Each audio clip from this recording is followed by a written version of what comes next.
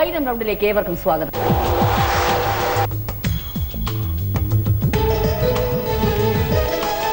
Sir, ഈ വൈരം round യുദ്ധങ്ങൾ, ആയുധങ്ങൾ, പോരാട്ടങ്ങൾ, സമരങ്ങൾ ഇവയെ ചൊല്ലിയുള്ള ചോദ്യങ്ങളായിരിക്കും വരിക. ചോദിക്കട്ടെ മാഡം, സാർ ഇത്രയും സെൻസ് ഹ്യൂമറുള്ള ആളല്ലേ, എങ്ങനെയാണ് മാഡം സാർ വീട്ടില് എങ്ങനെയാണ് സാർ പറയാൻ പോലുള്ള ഇത് ത്രാണിയില്ല. സ്നേഹം പോലെ എന്തോന്നുണ്ടായിരുന്നു, എന്തോന്നും എനിക്ക് മനസ്സിലായില്ല. ഒറ്റയടി പറഞ്ഞ പ്രേമം, ലൈറ്റ്. പക്ഷെ ആ വാക്കൊക്കെ ഞാൻ ഈ അടുത്താലത്താണ് കേൾക്കുന്നല്ലേ സാർ? എന്റെ ആ കാലഘട്ടത്തിലൊന്നും ഈ ഇതില്ല. അന്ന് ടീച്ചർമാർ പറയും സ്കൂളിൽ അസംബ്ലിയിൽ കുട്ടികളെ നിങ്ങൾ ലൈനായിട്ട് വരണം, നിങ്ങൾ ലൈനായിട്ട് പോകണം എന്നൊക്കെ പറയും. പക്ഷെ കോളേജിലേക്ക് എത്തിക്കഴിഞ്ഞാൽ പിന്നെ പിള്ളേർ സ്വയം ലൈൻ ആയിക്കൊള്ളും. വിസിലില്ല, അല്ലെങ്കിൽ ഞാൻ വിസിൽ അടിച്ചേനെ. ഗ്രേറ്റ്. കുട്ടികളെ നിങ്ങളുടെ ലൈനായിട്ട് പോകണം, അങ്ങനെ പറഞ്ഞു കുട്ടികൾക്ക് ലൈൻ ഉണ്ടാക്കുമായിരുന്നു. അത് കഴിഞ്ഞ് ഞാൻ ചോദിക്കട്ടെ, അപ്പൊ എങ്ങനെയാണ് നിങ്ങൾ ആദ്യം കണ്ടത്? ഇദ്ദേഹത്തിനൊരു 4-4.5 വയസ്സ് പ്രായമുള്ളപ്പോൾ എനിക്കൊരു 7-7.5 വയസ്സ് പ്രായമുണ്ടെന്ന് വിചാരിച്ചു.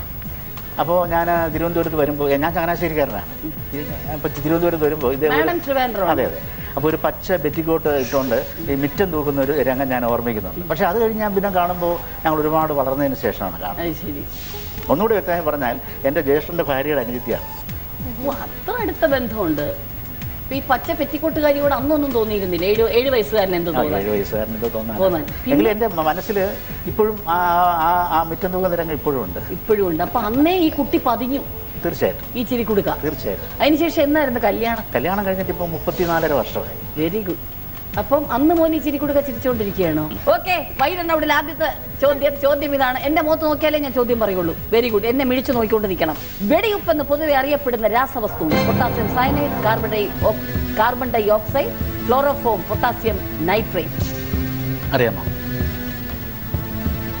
വെടിയുപ്പ് പൊട്ടാസ്യം നൈട്രേറ്റ്.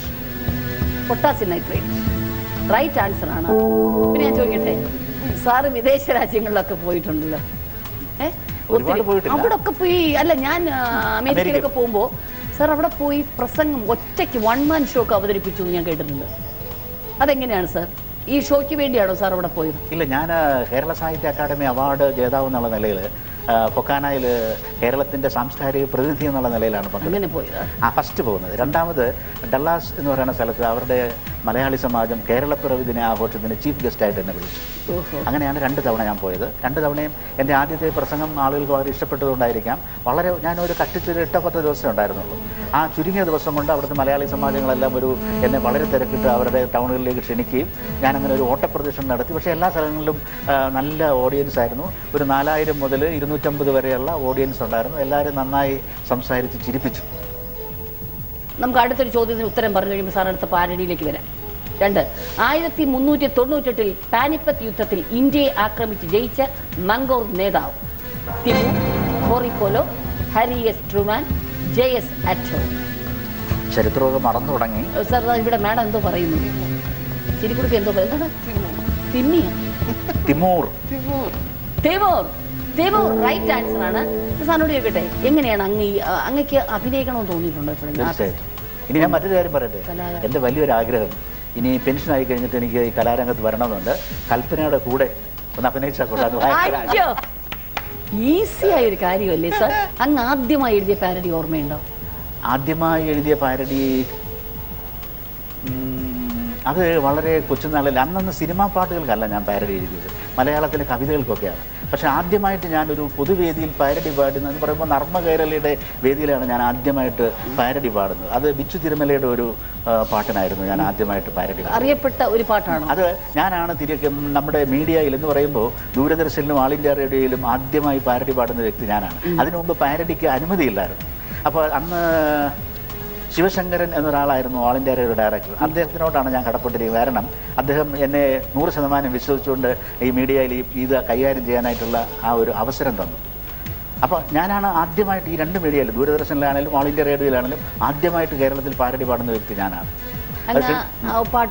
ഓർമ്മയുണ്ട് ഇപ്പോഴും.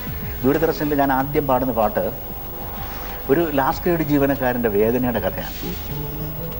ശമ്പളപ്പൊതി തുറന്നെണ്ണി നോക്കവേ തെല്ലു പരിഭവം കാട്ടി നിന്നു ശ്രീമതി, സാരമില്ല ഞാനോതി നീ ക്ഷമിക്കുമോ, സാരി ഞാൻ അടുത്ത മാസം വാങ്ങി നൽകിടാം.